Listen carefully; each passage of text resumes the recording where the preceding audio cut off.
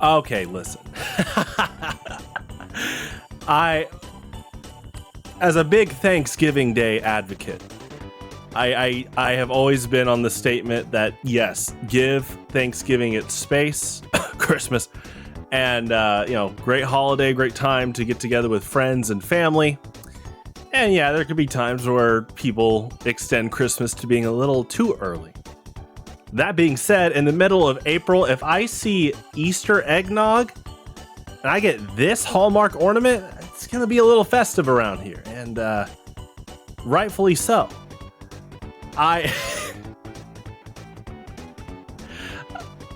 Yeah, I guess that's its own debate, though. Is eggnog something that's so good you could have it all year? I could.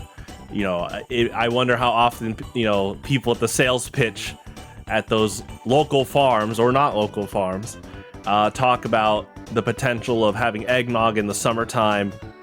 It's already in early fall. They do like Halloween eggnog, which again, I'm not complaining.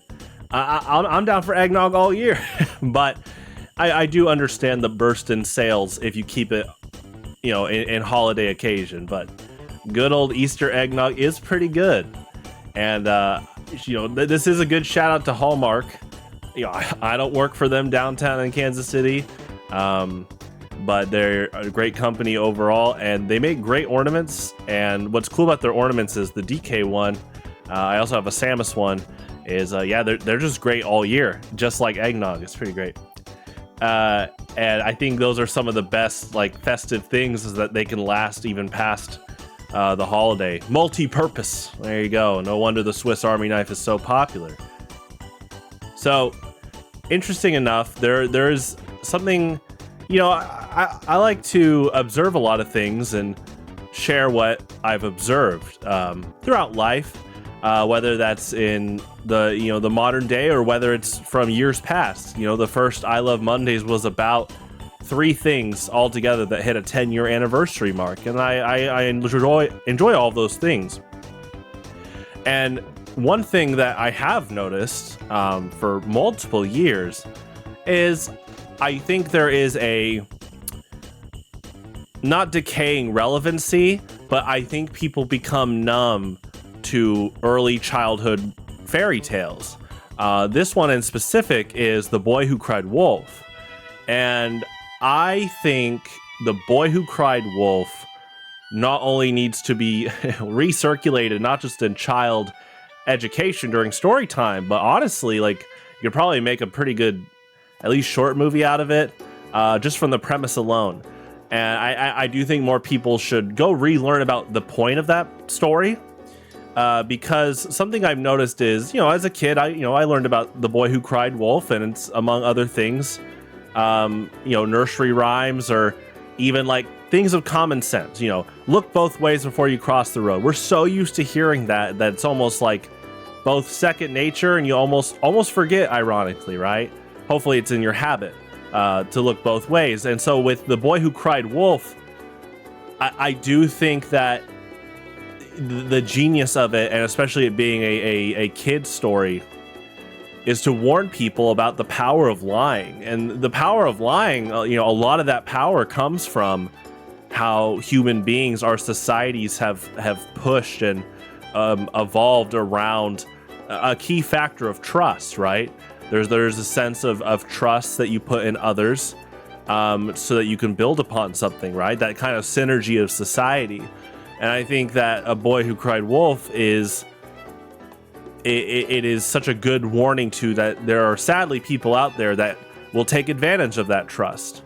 And in that book's case, it's a kid pulling a prank, right? Wolf, wolf, and then the village shows up, but there's no wolf.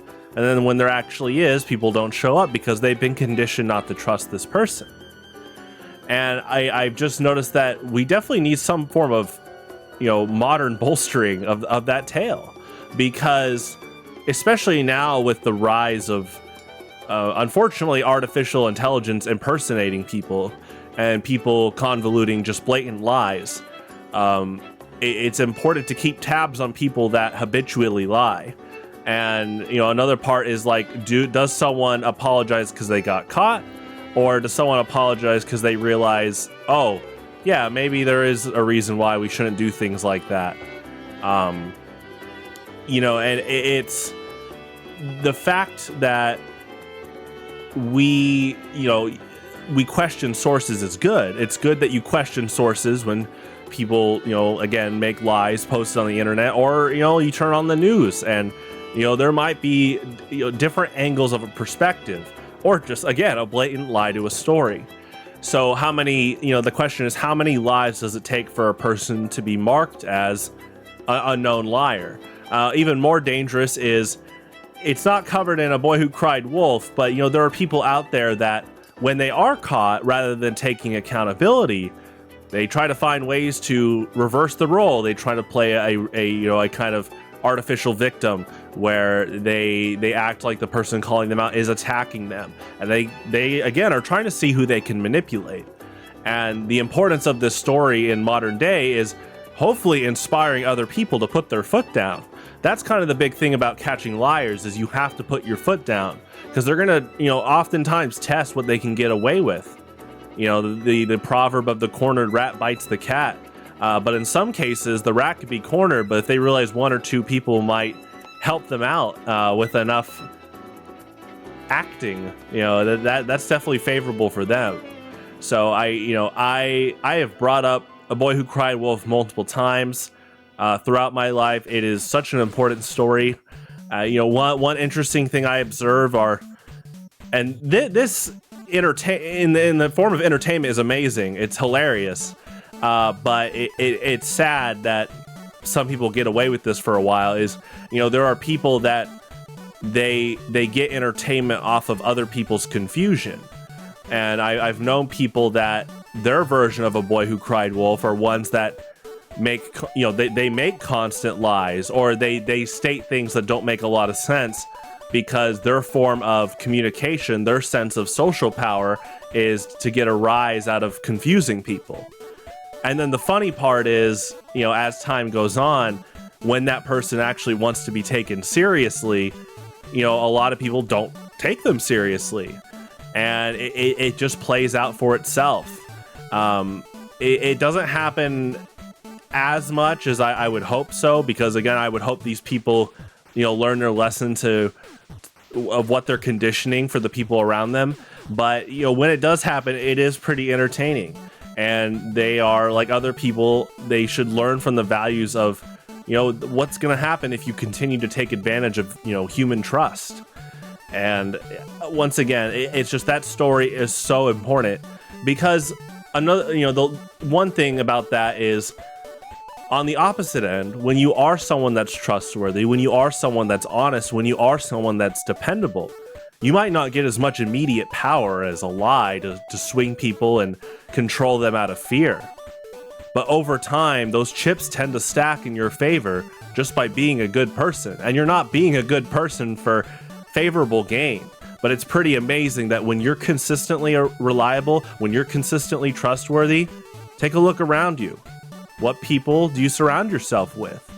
And are people choosing to be around you, rather than you having to call for help over and over? Something good to ponder, and keep putting good into the world. I love Mondays.